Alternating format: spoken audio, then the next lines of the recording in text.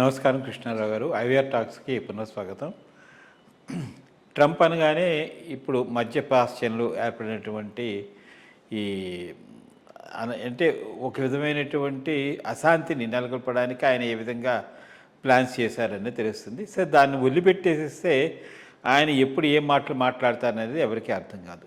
ఈ మధ్య ట్రంప్ గారు ఒక వ్యాఖ్య, అది డైరెక్ట్గా భారతదేశాన్ని, చైనాని కి తాకేటట్టు. అంటే ఏమిటి, మెయిన్ ఇదివరకే చెప్పాడు, పౌరసత్వం బై బర్త్, జన్మతః అమెరికాలో పుట్టిన వాళ్ళకి అమెరికన్ సిటిజన్షిప్ వస్తే వాళ్ళు నెమ్మదిగా ఎదిగిన తర్వాత వాళ్ళ ఫ్యామిలీస్ అందరినీ తీసుకొచ్చి అమెరికాలో వీళ్ళు స్థిర నివాసం ఏర్పడడం అనేటువంటిది ఎంతవరకు సబబు అనే దాని మీద ఒక చిన్న ప్రశ్న వేశారు.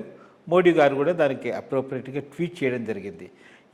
ఇది ఇప్పటిది కాదు క్వశ్చన్. ఈవెన్ అట్లా అనుకుంటే ఈవెన్ ట్రంప్ కూడాను మరి వలస దేశం నుంచి వచ్చి అక్కడ అమెరికన్ పౌరసత్వం తీసుకున్న వ్యక్తికి సంబంధించినటువంటి ఇదే.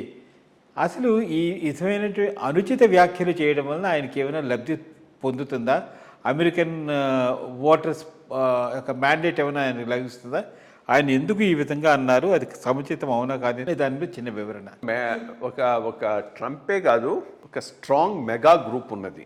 Mega group which is anti immigration, anti H1B, anti Islam, anti Hindu, everything. వాళ్ళంతా ఇది బేసిక్గా వైట్ రేసిస్ట్, మా దేశం మేము, అందరూ ఎక్స్ప్లాయిట్ చేస్తున్నారు, ఎక్స్ప్లాయిటేషన్ ఆపాలి అనేటటువంటి ఒక గ్రూప్ ఉంది. దానికి రిప్రజెంటేటివ్ వీడు ట్రంప్. సో ఆ రకంలో చేసిన కామెంట్స్ ఇవి. బట్ మన వాళ్ళు రియాక్ట్ అయిన విధానం బాగుంది. దీనిని ఈ ఇన్సల్ట్ని ఇట్లాగే తీసుకుంటారా, రియాక్ట్ కారా, ఇదే అదే అని లెఫ్ట్ లిబరల్స్ చాలా దాని మీద కామెంట్లు చేస్తున్నారు. But I think the way India has reacted is very very dignified. We have seen that, we ignore that comment అను ఏదో ఎక్కడ ఎక్స్టర్నల్ అఫైర్స్ మినిస్ట్రీ స్పోక్స్మన్ లెవెల్లో వదిలేశారు. ఇంకా పైన దానికి మించి కూడా దానికి ఇంపార్టెన్స్ ఇవ్వలేదు. ఇది right way of going about it. ఎందుకంటే ఒక ఈడియాటిక్గా మాట్లాడినప్పుడు best thing is ignore it instead of reacting to it, knowing that he's an idiot. అది ఎగ్జాక్ట్గా that's the way India has behaved. ఎందుకంటే ఇప్పుడు ట్రేడ్ టాక్స్ చాలా అడ్వాన్స్ స్టేజ్లో ఉన్నాయి. ట్రేడ్ టాక్స్ కనుక సక్సెస్ఫుల్ అయి ఒక ఇది కనుక వచ్చింది అంటే that will be beneficial to India. రెండోది, as an access also India, Israel, America access ఒకటి డెవలప్ అవుతున్నది. బికాస్ మధ్యలో ఉన్న ఇస్లామిక్ కంట్రీస్ని ఏ రోజు నమ్మటానికి వీల్లేదు. అవి పాకిస్తాన్తో ఐడెంటిఫై అయ్యే అవకాశం ఉన్నది.